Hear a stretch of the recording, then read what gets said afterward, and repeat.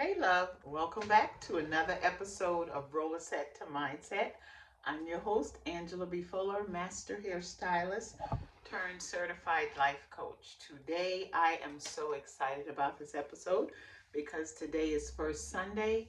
And with First Sunday, you know you're going to get some spiritual food.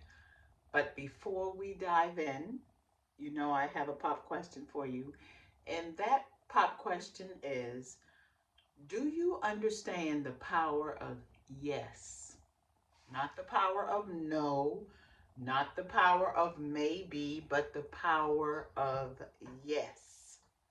And so I want you to think about that for a second. And that yes can be about anything in your any parts of your life, whether it's career, whether it's relationship, whether it's about experience in life or travel. And but today, that yes is about saying yes to God and understanding um, how your life can be transformed simply from saying yes. And so I think it's going to be an interesting episode, and I hope you enjoy it as much as I enjoyed preparing for it. And so this is where I want to begin. If we are not careful, fear will keep us from moving forward. Not only will it keep us from moving forward, and it also will keep us moving backward. But what about that state of just being in limbo, of that feeling of stuck, of the feeling of not knowing whether to turn to the right or turn to the left or go straight or put a little curve in there, throw yourself a curveball. That's the kind of limbo I'm talking about. And by the same token, though, so does that two-letter word no. I know there was a time when we talked about the saying no, that no is its own sentence. Some of us want to say no is a whole paragraph in and of itself. We were on a hype about the word no. But I want to introduce you to that three-letter word yes, YES, and how saying yes can open doors and bring opportunities to you that will simply blow your mind. I know lately, I've been more open to saying yes. And as of December 1st, I turned 62, and it seemed like yes, I just couldn't get the word out of my mind. It kept popping up everywhere. I would read the word yes, I would see the word yes, I would hear the word yes, and say, so I had to ask myself, what is this trying to tell me? What does all this yes means? I can remember there was a time in my life when I was afraid to say yes because I knew that it meant a commitment and I wasn't ready to commit. And I know that you all know what I'm talking about. But what I've come to learn is the word yes gives you, it gives me, it gives us the freedom to become. And isn't that what life is all about? Isn't that what we are trying to do? Aren't we trying and striving to become more, and as individuals, as females, as business owners, as entrepreneurs, as friends, as daughters, as mothers, as partners? Aren't we trying to become more? And what I have found is the more I say yes, the more I give myself the opportunity to become. And when I was studying for this episode, I went to Matthew 5 and 37. And all it talked about was saying yes to God is a personal and it's an individualized matter. And I want you to think about that for a second, because many times we look at, or we judge, or we have an opinion about when someone says yes. And we forget that people say yes for their own reasons, because of their where they are on their own journey. And oftentimes we have our own opinion. We formulate opinions about how someone comes to their decision to say yes based on their experience. And we want to infuse our own experience, or we want to consider where we are on our journey and trying to decide whether someone should have said yes or no to a particular opportunity, um, to a particular thing in their lives. And we have to pause, and we have to understand that saying yes to something is a personal matter, and it's based on an individual's place on their journey and what they are experiencing. So I want to suggest to you, I want to offer you 3 ways to trust your yes. Not 3 ways to judge or have an opinion about someone else's yes, but 3 ways to trust your yes. And I hope it's helpful, because it did help me. So my first, being that it's first Sunday, my first suggestion or question to you is, have you prayed about it? Have you prayed about it? I came across a yes prayer, and I thought it was pretty interesting. And it's simply, the yes prayer was simply asking God to allow you the privilege of saying yes to Him. Isn't that something? To think that there is such a thing as a privilege to saying yes to God, and then asking Him for that privilege. I thought that was pretty deep. And that doesn't mean saying yes to things that that is only convenient for you, or not just saying yes when it's comfortable for you, but that is in saying yes to all things. Now that got kind of deep, because I find myself sometimes wanting to choose when I say yes. And I know that's nobody who's listening to me or watching on YouTube. But isn't it funny how we want to pick and choose what we say yes to God about? But I'm going to tell you something. It's not always going to be convenient. It's not always going to be comfortable when you have to say yes to God, because you and I both know when we say yes to one thing, that also means saying that 2-letter word no to something else. So we have got to be very clear that sometimes it's going to take a whole lot more courage than we think we have when it comes to saying yes to God. The second question I want you to ponder is this: are you trusting God when you say yes to Him? Because here's the thing. A lot of times we are afraid. We don't trust God when we want to say yes, because we feel like we don't have the capacity to handle it. But trust me when I tell you, when you say yes to God, and you know this is something, because most times we know when we need to say yes, but we don't trust that we have the capacity. If God is requiring of you, of us, to say yes to Him in any area of our life, I don't care what it is, He already has given the go on it. He already knows that we are capable. We are more than capable. We are more than conquerors to meet the need. And sometimes I find myself being afraid to say yes and to trust God in that yes. It's because of something I have not done. It's because I have not spent time with God.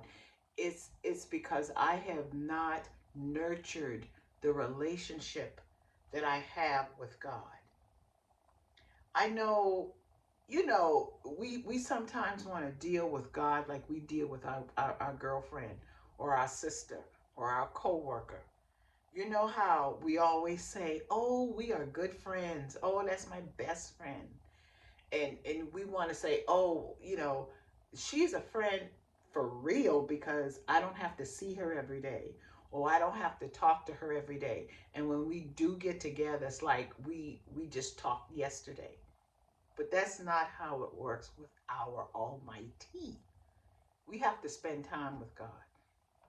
We think about this for a second. God is always there for us. He's always sitting and waiting for us to come to him so that he can help us. He can love on us. And we have him waiting. My mama used to tell me all the time, God is a jealous God, and he is. He does not want us to put anything in front of him because he understands the dynamics and the importance of the relationship. And so we can't treat God like we have a human to human relationship with him or human to human experience with him. He demands our time. And there's no way that we can get around it. So, as I said earlier, most times when I found myself not trusting God, it's because I was treating him more like a stranger. And who amongst any of us trust strangers? No, we don't. So, we know that in order for us to develop that relationship of trust with God, we've got to spend time with God. And I mean intimate time, talking with God, praying with God, asking God questions like we would our best friend, pouring our hearts out to God in areas that we are afraid, that we are unsure, that we feel limited in. He's waiting for us to come to him so that we can develop that relationship of trust. And the third thing I want you to consider is this. When we say yes to God, do we follow through? Because I read that when we follow through, I read this in Galatians 5th chapter, verses 22 and 23.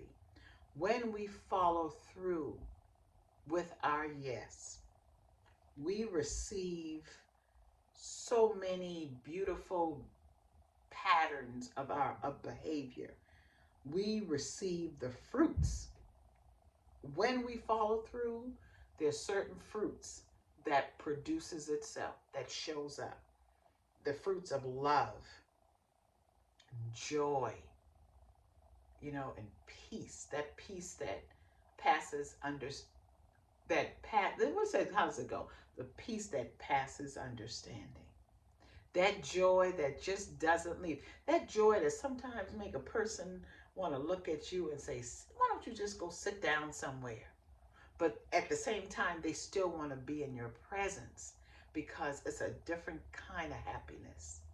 It's a happiness that jumps off of you onto someone else and it lifts someone else up. Another fruit that appears when we follow through with our yes is forbearance. That's the kind of patience that when someone has done you wrong and you know they have done you wrong, and sometimes you feel like they deserve a clap back, but when you exercise forbearance, when you follow through with your yes, you develop forbearance. It's that no matter what a person has done to you, there's no sense of retaliation that you want to give them. And let me tell you, I've been tested in regards to that many, many times. So when you say yes to God, you develop forbearance, you develop kindness, you develop goodness in your life and goodness into your experience. Faithfulness comes your way. You're faithful to what you said you would do. You hold your word, you're gentle, you're kind, and you exercise self-control. And how many of us, how many of us can use a little bit extra of self-control?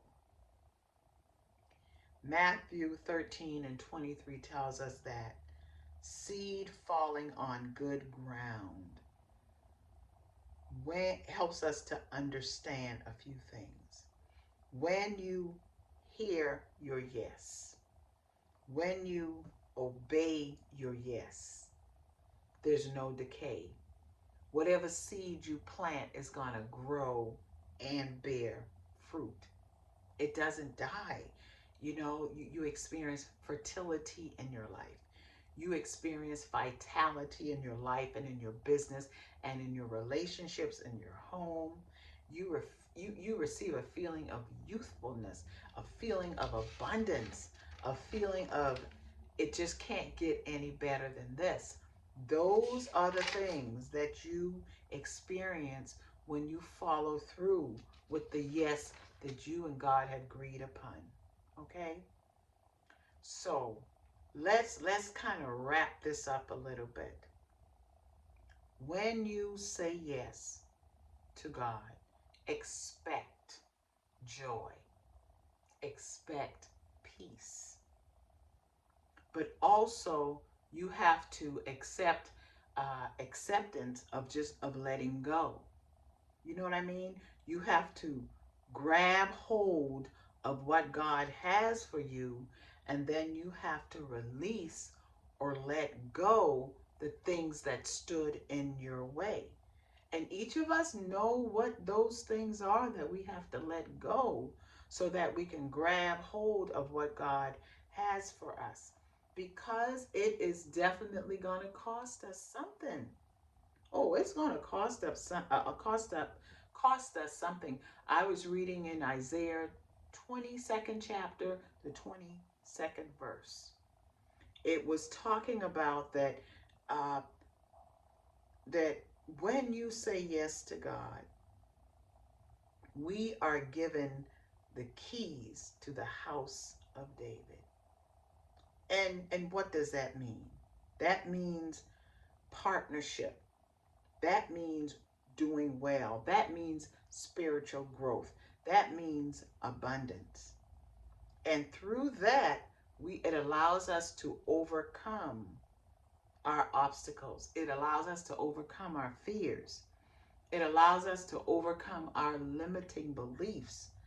It allows us to overcome our doubts.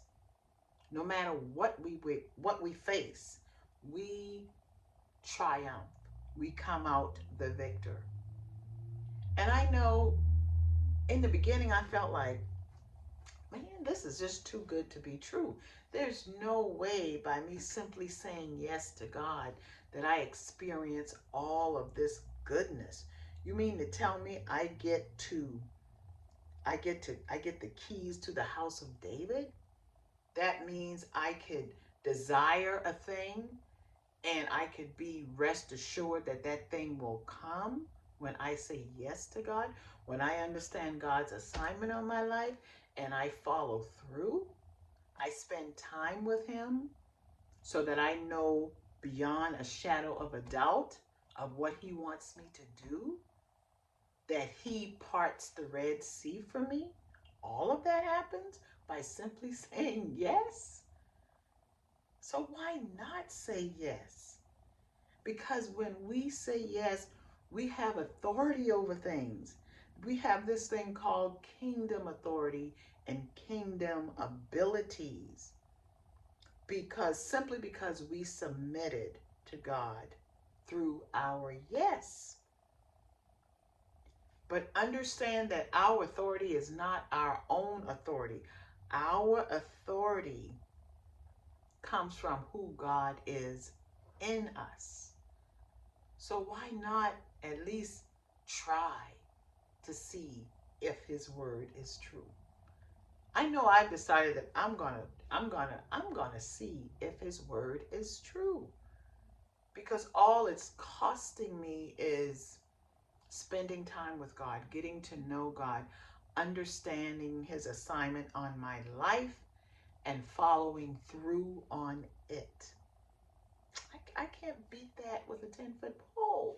But the best of all that comes with saying yes to God, in my opinion,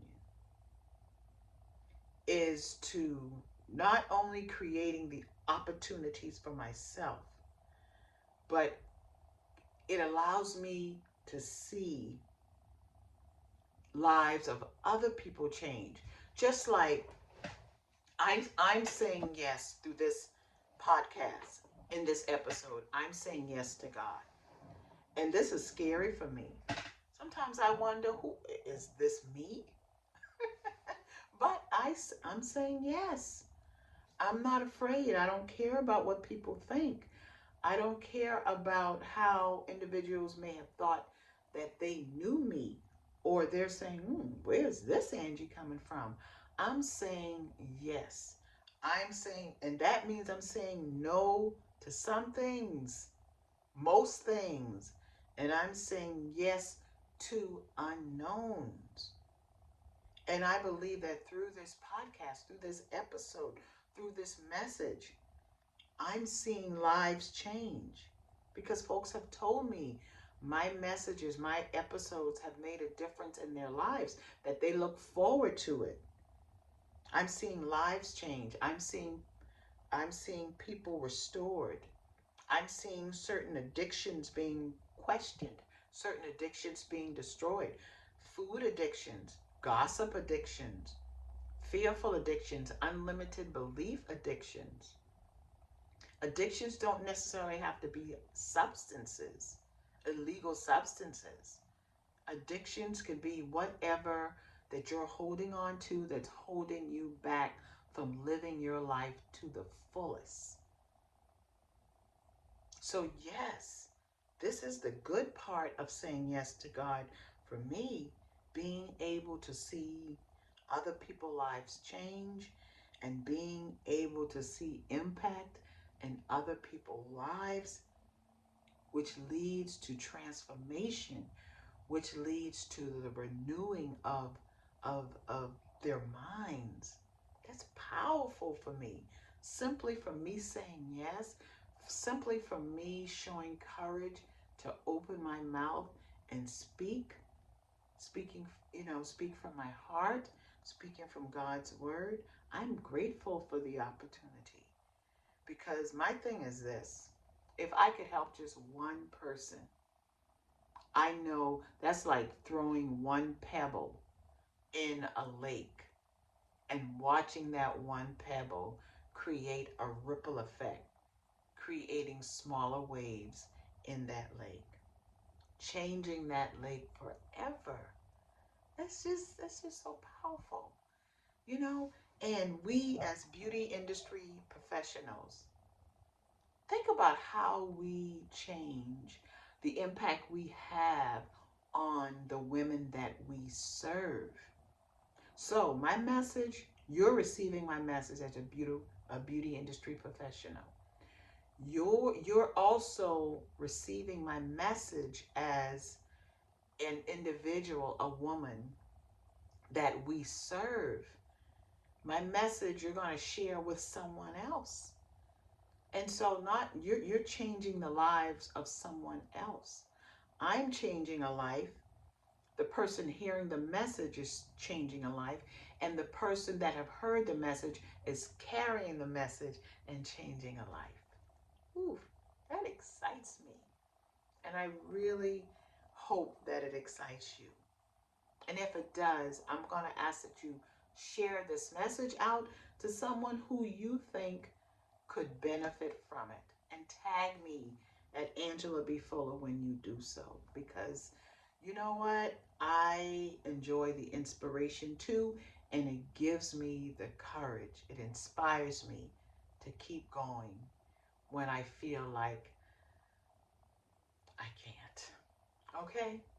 So I'll talk with you soon. Okay?